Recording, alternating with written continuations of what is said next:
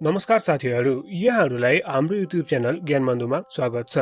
मानौ कोही साथीले तपाईसँग केही पैसा सापती माग्यो। अब तपाईँ भन्नुस् त तपाईँ के गर्नुहुन्छ? के सिधै माग्ने बित्तिकै त्यो साथीलाई तपाईँ पैसा दिनुहुन्छ? पक्कै पनि दिनुहुन्न होला। यदि कसैले तपाईसँग सापती माग्यो भने तपाईले मनमा नै आफूलाई दुईवटा प्रश्न अवश्य पनि सोध्नुहुन्छ। पहिलो प्रश्न, के त्यो साथीले भविष्यमा मलाई त्यो पैसा फिर्ता दिन सक्छ? र दोस्रो प्रश्न, त्यो साथीको नियत कस्तो छ त? भविष्यमा पैसा भएर पनि ऋण नतिर्ने साथी पो हो कि? यदि यो दुईवटा प्रश्नको पोजिटिभ एन्सर आयो भने तपाईले त्यो साथीलाई पैसा दिनुहुन्छ होला। तर यदि यो दुईवटा प्रश्नको नेगेटिभ एन्सर आयो भने त्यो साथीलाई तपाईले केही बहाना बनाइदिनुहुन्थ्यो होला वा पैसा दिनुहुन्न थियो होला। हामीले कुनै पनि कम्पनीमा इन्भेस्ट गर्दा आफूलाई यस्तै दुईवटा प्रश्न सोध्नुपर्ने हुन्छ। पहिलो प्रश्न, आफूले इन्भेस्ट गरेको कम्पनीको बिजनेस मोडल के हो? कति प्रफिट कमाउँछ? त्यो कम्पनीले फ्युचरमा आफ्नो प्रफिटलाई कति बढाउन सक्छ? दोस्रो प्रश्न हो, कम्पनीको म्यानेजमेन्ट र बोर्ड अफ डिरेक्टरको क्यारेक्टर कस्तो छ? उनीहरू कम्पनी चलाउनको लागि सक्षम छन् कि छैनन् त? पहिलो प्रश्नलाई क्वान्टिटेटिभ एनालाइसिस भनिन्छ भने दोस्रो प्रश्नलाई क्वालिटेटिभ एनालाइसिस भनिन्छ। क्वान्टिटेटिभ एनालाइसिसमा कम्पनीको EPS यानी अर्निङ पर सेयर, PE यानी price to earning ratio, revenue यिनीहरूको बारेमा एनालाइसिस गरिन्छ। यो कुराहरू कम्पनीको फाइनेन्शियल रिपोर्टमा सजिलै हेर्न सकिन्छ। तर क्वालिटेटिभ एनालाइसिस गर्न गाह्रो छ। कम्पनीको म्यानेजमेन्ट र बोर्ड अफ डिरेक्टरको क्वालिटी हामीले फाइनेन्शियल रिपोर्टमा सजिलै हेर्न सक्दैनौँ। धेरैजना मानिसहरू क्वान्टिटेटिभ एनालाइसिस त गर्छन् तर क्वालिटेटिभ एनालाइसिस पनि गर्दैनन्। क्वालिटेटिभ एनालाइसिस क्वान्टिटेटिभ एनालाइसिस भन्दा पनि महत्त्वपूर्ण हुन्छ। मानौ रोड एकदमै राम्रो छ, गाडी पनि एकदमै राम्रो कन्डिसनमा छ, तर यदि ड्राइभरलाई राम्रोसँग गाडी चलाउन आउँदैन वा भनौँ ड्राइभरले यदि रक्सी खाएर गाडी चलायो भने के तपाईँ आफ्नो गन्तव्यमा सुरक्षित साथ पुग्न सक्नुहुन्छ? त्यसरी नै यदि कम्पनीको प्रफिट एकदमै राम्रो छ तर यदि कम्पनी चलाउने व्यक्तिको नियत नै खराब छ भने त्यो कम्पनी भविष्यमा डुब्दैन भन्न सकिन्न।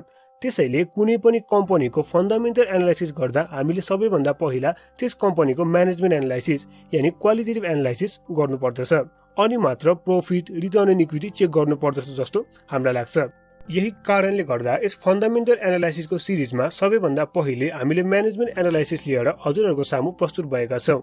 यो भिडियो हाम्रो फन्डामेन्टल एनालाइसिस सिरिज अन्तर्गतको दोस्रो भिडियो हो, यानी पार्ट 2 को भिडियो, जसमा हामीले म्यानेजमेन्टको पावरको चर्चा गर्नेछौँ। साथै कम्पनीको म्यानेजमेन्ट एनालाइसिस कसरी गर्न सकिन्छ र म्यानेजमेन्ट एनालाइसिस गर्दाखेरि के कुरामा ध्यान दिनुपर्छ त्यसको बारेमा पनि हामीले यस भिडियोमा कुरा गर्नेछौँ। आशा छ हजुरहरूले हाम्रो पुरानो सिरिजहरू यानी शेयर मार्केट फर बिगिनर्स र शेयर मार्केट एडभान्स सिरिजलाई जति माया दिनुभयो त्यति माया हाम्रो फन्डामेन्टल एनालाइसिसको सिरिजलाई पनि दिनुहुनेछ। र यदि तपाईँले हाम्रो फन्डामेन्टल एनालाइसिस सिरिजको अगाडिको भिडियोहरू हेर्नु भएको छैन भने त्यसको लिङ्क तपाईँले तल डिस्क्रिप्सनमा वा माथि आई बटनमा पनि पाउनुहुनेछ। र हामी यसमा अगाडिको भिडियोहरूमा balance sheet, profit and loss account कसरी एनालाइज गर्ने साथै कम्पनीहरूको एनालाइसिस गरेर पनि तपाईँलाई देखाउनेछौँ। त्यसैले त्यो सिरिजहरूको भिडियोलाई पनि अवश्य हेर्नु होला र अगाडिको भिडियोहरू पनि नछुटाउनको लागि च्यानललाई सब्स्क्राइब गरिदिनु होला। ल त साथीहरू, अब ढिला नगर्न भिडियोलाई सुरु गरौँ। म्यानेजमेन्ट राम्रो भयो भने कसरी एउटा कम्पनीले राम्रोसँग प्रगति गर्न सक्छ त्यसको एउटा दरिलो उदाहरण हो नेपाल विद्युत प्राधिकरण। नेपाल विद्युत प्राधिकरणमा कुलमान घिसिङ म्यानेजिङ डिरेक्टर भएर आएपछि नेपाल विद्युत प्राधिकरणको कायापलट नै भयो। नेपाल विद्युत प्राधिकरण लसबाट प्रफिटमा त गयो, त्यसको साथसाथै दैनिकै 18 घण्टासम्म लोड सेडिङ भइरहेको जनताले पनि ठूलो राहत पाए। कुलमान घिसिङ भन्दा अगाडि नेपाल विद्युत प्राधिकरणमा धेरै एमडीहरू आए तर कसैले पनि लोड सेडिङ हटाउन सकेनन्। हुन त लोड सेडिङको अन्त्य लामो समयदेखिको योजनाबद्ध कार्यक्रम अनुसार भएको हो, जसको जस सम्पूर्ण नेपाल विद्युत प्राधिकरणको टिमलाई जान्छ। तर टिमलाई लिड गर्न सक्नु पनि सबैको बसमा हुँदैन। कुलमान घिसिङ भन्दा पहिले जाडो मौसममा नेपाली जनताहरूले 18 घण्टासम्म लोड सेडिङ खेप्नु परेको थियो भने उद्योगहरूले डेली 10 देखि 15 घण्टा मात्र विद्युत पाइरहेका थिए भने कुनै उद्योगहरूले खुसामत गरेर 24 घण्टा पनि बिजुली पाइरहेका थिए। तर कुलमान घिसिङले सबै उद्योगहरूलाई 20 घण्टा बिजुली दिए र उद्योगहरूलाई बेलुकाको पिक आवरमा बिजुली दिएनन्, जसले गर्दा लोड सेडिङको अन्त्य भयो। यसरी बिजुलीको डिमान्ड र सप्लाई साइडलाई राम्रोसँग म्यानेज गरेर कुलमान घिसिङले लोड सेडिङको अन्त्य गरे, जुन अरू एमडीहरूले गर्न सकिरहेको थिएनन्। कुलमान घिसिङले गर्दा 34-35 अर्ब सञ्चित घाटामा चलिरहेको नेपाल विद्युत प्राधिकरण 5-6 अर्ब सञ्चित नाफामा गयो र लसमा चलिरहेको नेपाल विद्युत प्राधिकरणले वार्षिक 11 अर्ब नाफा पनि कमाउन थाल्यो। नेपालमा विद्युत बिक्री गर्न मोनोपोली वा भनौँ एकाधिकार र कम्पिटिटिभ एडभान्टेज नेपाल विद्युत प्राधिकरणलाई मात्रै छ। तर यस्तो मोनोपोली हुँदा पनि नेपाल विद्युत प्राधिकरण पहिले घाटामा थियो तर कुलमान घिसिङ र उहाँको टिमले जनताको समस्यालाई नै समाधान गरे र नेपाल विद्युत प्राधिकरणलाई पनि नाफामा ल्याउनु भयो। म्यानेजमेन्ट राम्रो भएन भने मोनोपोली र कम्पिटिटिभ एडभान्टेज हुने कम्पनी पनि घाटामा जान सक्छ र म्यानेजमेन्ट राम्रो हुँदाखेरि घाटामा गएको कम्पनी पनि नाफामा आउन सक्छ। यो दुवै अवस्थाको उदाहरण नेपाल विद्युत प्राधिकरण बनेको छ। त्यसैले यो एक्जाम्पलबाट हामीले के थाहा पाउन सक्छौँ भने एउटा राम्रो र कुशल म्यानेजमेन्टले कम्पनीलाई कतिसम्म असर गर्दो रहेछ भनेर। त्यसकारणले हामीले कुनै पनि कम्पनीमा इन्भेस्ट गर्नु अगाडि त्यस कम्पनीको म्यानेजमेन्टको हिस्ट्री भने अवश्य पनि हेर्नुपर्छ। त्यसैले यो भर्खरको केसबाट हामीले के भन्न सक्छौँ भने कुनै पनि कम्पनीको भविष्य त्यस कम्पनीको म्यानेजमेन्टको हातमा हुन्छ। त्यसकारणले गर्दाखेरि हामीले कुनै पनि कम्पनीमा लगानी गर्नु अगाडि त्यस कम्पनीको म्यानेजमेन्टको बारेमा एनालाइसिस जरुर गर्नुपर्छ। त्यसैले कम्पनी एनालाइसिस गर्ने बेलामा कम्पनीको म्यानेजमेन्टको पनि एनालाइसिस गर्ने बानी बसालौँ। त्यसैले अब कुरा गरौँ कि कुनै पनि कम्पनीको म्यानेजमेन्टको एनालाइसिस कसरी गर्ने र म्यानेजमेन्टको एनालाइसिस गर्दाखेरि के कुरामा ध्यान दिनुपर्छ त भनेर। त्यसका लागि हामीले केही पोइन्टहरू हजुरलाई यहाँ भनेका छौँ। त्यसैले 1 बाइ 1 गर्दै ती पोइन्टहरूलाई हेर्दै जाउँ है त। Number 1, promoter shareholding. Management एनालाइसिसमा सबैभन्दा पहिले कुरा गरौँ प्रोमोटर सेयर होल्डिङको बारेमा, यानि कम्पनीको प्रोमोटरसँग कम्पनीको कति प्रतिशत हिस्सा छ त भनेर। यो जति धेरै भयो त्यति नै राम्रो मानिन्छ। यो धेरै हुनुको मतलब प्रोमोटरहरूलाई आफ्नो कम्पनीमाथि धेरै विश्वास छ भन्ने बुझिन्छ। प्रोमोटर होल्डिङ धेरै भयो भने प्रमोटरहरूले हिनामिना गर्ने चान्स पनि कम हुन्छ, किनभने उनीहरूले हिनामिना गर्यो भने उनीहरूको होल्डिङ बढी भएकाले बढी नोक्सानी उनीहरूलाई नै हुन्छ। कुनै पनि कम्पनीको प्रोमोटर होल्डिङ तपाईँले त्यो कम्पनीको एनुअल रिपोर्टबाट हेर्न सक्नुहुन्छ।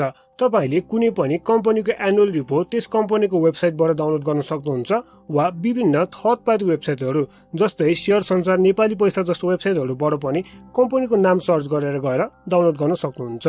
तपाईलाई सजिलो र सरल तरिका भन्नु पर्दाखेरि चाहिँ तपाईले नेपाल स्टक बेता यानी www.newweb.nepalstock.com मा गएर त्यहाँ कम्पनीको नाम सर्च गर्नुस्। त्यहाँ कम्पनीको नाम सर्च गरिसकेपछि तपाईले तलपट्टि गएर हेर्न सक्नुहुन्छ त्यहाँ कम्पनीको प्रोमोटर शेयर होल्डिङ कति छ र पब्लिक शेयर होल्डिङ कति छ भनेर देखाइएको हुन्छ। यो नै सबभन्दा सजिलो र सरल तरिका हो कुनै पनि कम्पनीको प्रोमोटर शेयर होल्डिङ हेर्नको लागि। मेनली तपाईले प्रोमोटर होल्डिङ चेक गर्नुपर्ने सेक्टर भनेको हाइड्रो पावर सेक्टरको कम्पनीहरूको हो। यानी तपाईले हाइड्रो पावर सेक्टरको कम्पनीहरूमा लगानी गर्दै हुनुहुन्छ भने तिनीहरूको प्रोमोटर शेयर होल्डिङ अनिवार्य रूपमा चेक गर्नुपर्छ। हाइड्रो पावर कम्पनीहरूको प्रोमोटर शेयरको लकिङ पिरियड 3 वर्षको अवधिको हुन्छ। यानी कम्पनीले आइपिओ जारी गरेको 3 वर्षपछि हाइड्रो पावर सेक्टरका प्रोमोटरहरूले आफ्नो शेयर पुरै बेच्न पाउँछन् वा भनौँ आफ्नो प्रोमोटर होल्डिङ जिरो नै बनाउन पाउँछन्। र कुनै पनि कम्पनीको प्रोमोटरले आफ्नो शेयर होल्डिङ जिरो बनाउनुको एउटै मात्र मतलब हुन्छ कि उनीहरूलाई आफ्नो कम्पनीमाथि विश्वास छैन र कम्पनीले गरिरहेको काम वा प्रोजेक्टमाथि विश्वास छैन, जसको कारणले गर्दाखेरि उनीहरूले आफ्नो सबै शेयरहरू बेच्छन् र भाग्छन् र लास्टमा फस्ने भनेको लगानीकर्ता हुन्छ। त्यसकारणले गर्दाखेरि विशेषतः हाइड्रो पावर सेक्टरमा चाहिँ तपाईले कम्पनीको प्रोमोटर होल्डिङ अनिवार्य रूपमा हेर्नुहोला। Number 2, timely completion of AGM.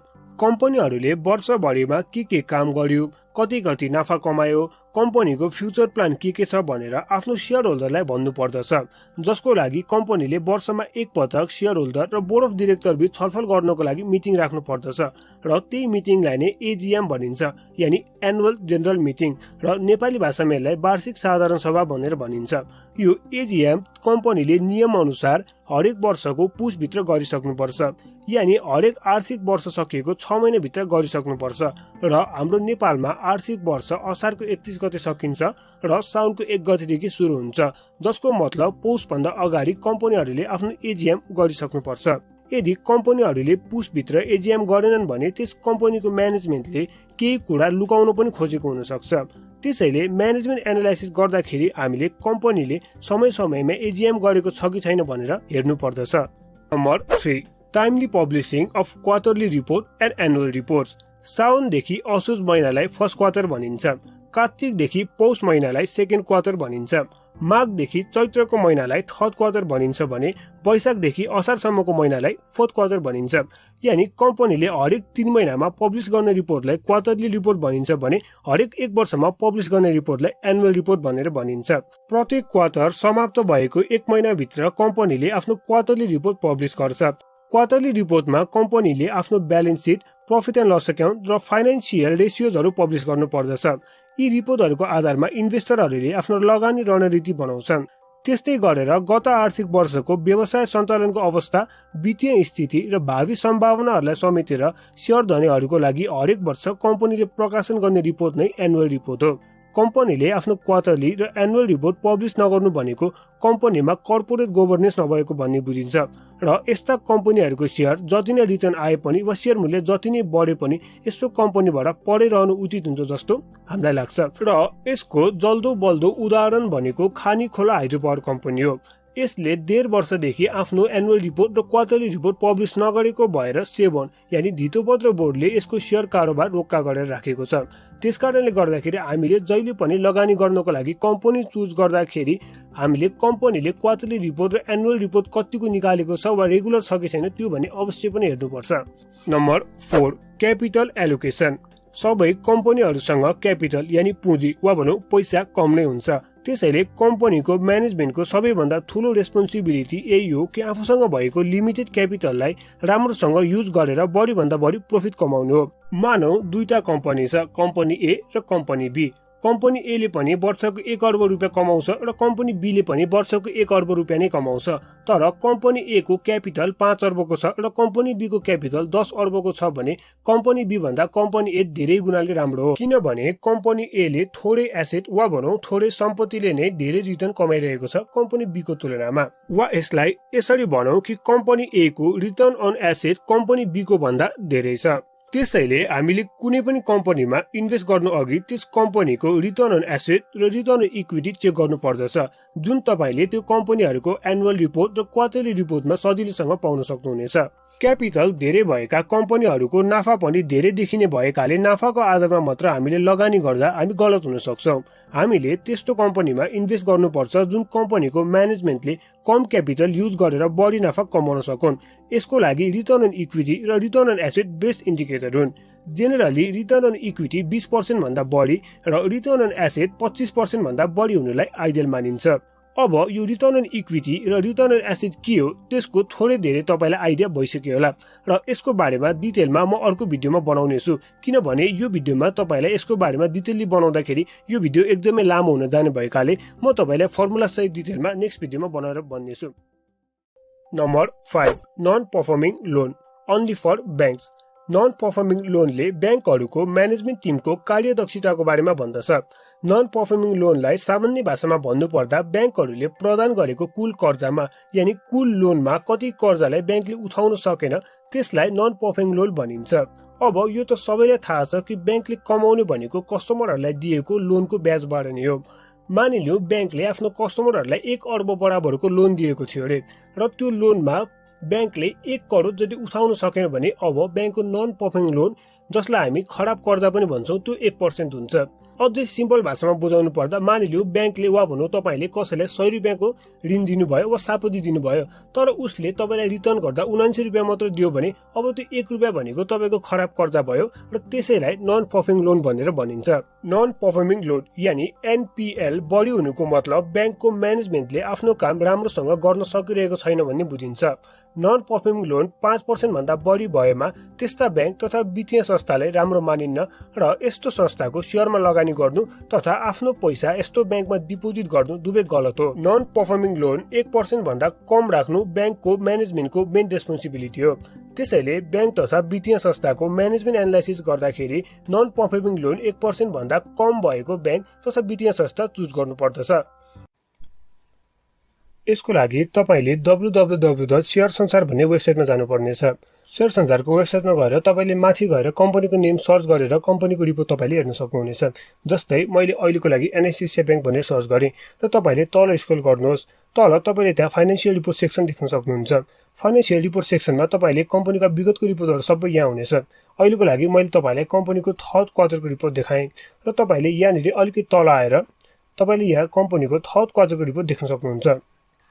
यहाँ माथि रेडमा क्लिक गरेर तपाईले त्यो रिपोर्टलाई एक्सपान्ड गर्न सक्नुहुन्छ र राइट क्लिक गरेर डाउनलोड पनि गर्न सक्नुहुन्छ। र कुरा आयो नन परफर्मिङ लोनको। नन परफर्मिङ लोन तपाईले नन परफर्मिङ लोन तपाईले रिपोर्टको यहाँनिर देख्न सक्नुहुन्छ। एनएससी ब्याङ्कको नन परफर्मिङ लोन 0.53% छ जुन एकदमै राम्रो कुरा हो। त्यस्तै तपाईले कम्पनीको एनुअल रिपोर्ट त्यो कम्पनीको नाम को वेबसाइटबाट पाउन सक्नुहुन्छ। जस्तै एनएससी एसिया ब्याङ्कको एनुअल रिपोर्टको लागि म NSC Asia bank annual report भनेर सर्च गर्छु र तपाईले यहाँ सुरुमै एनएससी एसिया ब्याङ्कको वेबसाइट पाउन सक्नुहुन्छ र त्यही वेबसाइट मार्फत तपाईले फाइनान्शियल हाइलाइटमा यसरी क्लिक गरेर तपाईले विगतको पहिलेदेखि अहिलेसम्म जति पल्ट पनि कम्पनीले एनुअल रिपोर्टहरू निकालेको छ त्यो तपाईले यहाँ पाउन सक्नुहुनेछ। Number 6 interviews of top management.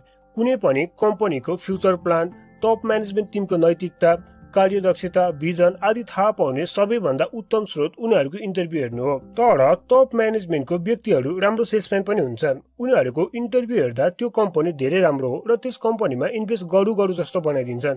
त्यसैले उनीहरूको कुरालाई आँखा चिम्लेर मान्ने भन्दा पनि उनीहरूको कुरालाई एनालाइज गर्न सक्नु पर्दछ।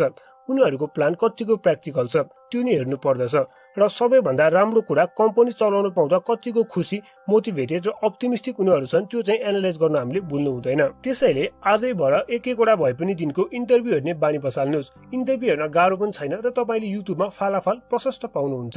Number 7 past record of management. हामीले हालसालै कम्पनीको टप म्यानेजमेन्टको पोस्टमा रहेको व्यक्तिहरूले योभन्दा अगाडि पनि कुनै कम्पनीको टप म्यानेजरियल पोस्ट सम्हालेका थिए कि थिएनन् त र त्यतिखेर उनीहरूको पर्फर्मेन्स कस्तो थिए वा के कसरी काम गरेका थिए त्यो पनि एनालाइज गर्न सक्नु पर्दछ।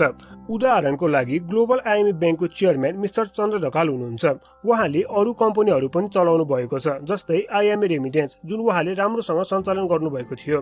रेमिटेन्सको कुरा गर्ने हो भने सबैको मुखमा आइएमए रेमिटेन्स आइहाल्छ। आजको दिनमा आइएमएलाई एउटा ब्रान्डको रूपमा चिनिनुमा मुख्य भूमिका खेल्ने व्यक्ति चन्द्र ढकाल नै हुन्। त्यसैले ग्लोबल आइएमए ब्याङ्क पनि उहाँले राम्रोसँग सञ्चालन गर्न सक्नुहुन्छ भन्ने कुरामा हामी आशावादी हुन सकिन्छ।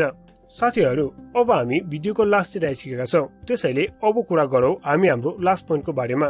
Number 8 insider trading. कम्पनीको भित्री इन्फर्मेसन वा भनौँ गोप्य इन्फर्मेसन जुन पब्लिकमा आइसकेको छैन त्यस्तो इन्फर्मेसनहरू कम्पनीको कोही भित्रको मान्छेले केही सीमित व्यक्तिहरूको हातमा पहिल्यै भनिदिन्छ र त्यस व्यक्तिले त्यस्तो इन्फर्मेसनबाट सेकेन्डरी मार्केटमा चलखेल गर्छ भने त्यस्तोलाई इनसाइडर ट्रेडिङ भनिन्छ। हाम्रो शेयर बजारमा यस्तो कम्पनीहरू पनि छन् जस्तै स्ट्यान्डर्ड चार्टर्ड ब्याङ्क जसको भित्री इन्फर्मेसन कहिले पनि लिक हुँदैन वा भनौँ इनसाइडर ट्रेडिङ कहिले पनि हुँदैन। तर कुनै कुनै कम्पनीको भित्री इन्फर्मेसन पटक पटक लिक भएर त्यस कम्पनीको शेयर प्राइसमा धेरै उतार चढाव आउने गर्छ। धेरै जसो इनसाइडर इन्फर्मेसन लिक हुनुमा टप म्यानेजमेन्टकै हात हुन्छ। त्यसैले कुनै कम्पनीको इनसाइडर इन्फर्मेसन बारम्बार लिक भइरहेको छ भने त्यस कम्पनीको म्यानेजमेन्टको नियत ठिक छैन भन्ने बुझ्न सकिन्छ र त्यस्तो कम्पनीमा इन्भेस्ट नगर्दा नै हाम्रो खल्तीको लागि लाभदायक हुन्छ। तर यस्तो न्युज कहिलेकाहीँ फेक अनलाइन न्युज पोर्टलहरूले यत्तिकै पनि फैलाउने गर्छन्। त्यस्तो केस हो भने म्यानेजमेन्टलाई हामीले दोष दिन मिल्दैन। हाम्रो फेक अनलाइन न्युज पोर्टलको भिडियो तपाईले हेर्नु भएको छैन भने त्यहाँ पनि हामीले यस्तो कुराहरूको बारेमा खुलेर भनेका छौँ। त्यसको लिङ्क तपाईले तल डिस्क्रिप्सनमा वा माथि आई बटनमा पनि पाउन सक्नुहुन्छ। एकपटक त्यो भिडियो पनि अवश्य हेर्नुहोला।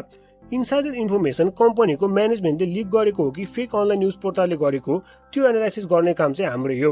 यदि कम्पनीको म्यानेजमेन्टले गर्दा धेरै पटक इनसाइडर इन्फर्मेसन लिक हुन्छ भने त्यस्तो कम्पनीमा इन्भेस्ट नगर्दा नै बेटर हुन्छ। ल त साथीहरू, आजको भिडियोलाई यति नै। अब पार्ट 3 को भिडियोमा हामी ब्यालेन्स सिट कसरी पढ्ने र ब्यालेन्स सिटमा के कुराहरू हेर्नुपर्छ त्यो लिएर आउनेछौँ। र यदि तपाईँले यो भिडियोलाई 1-2 हप्ता पछि हेर्दै हुनुहुन्छ भने तपाईँले पार्ट 3 को लिङ्क तल डिस्क्रिप्सनमा वा माथि आई बटनमा पनि पाउन सक्नुहुन्छ। तपाईँले त्यहाँबाट गएर पनि हेर्न सक्नुहुन्छ।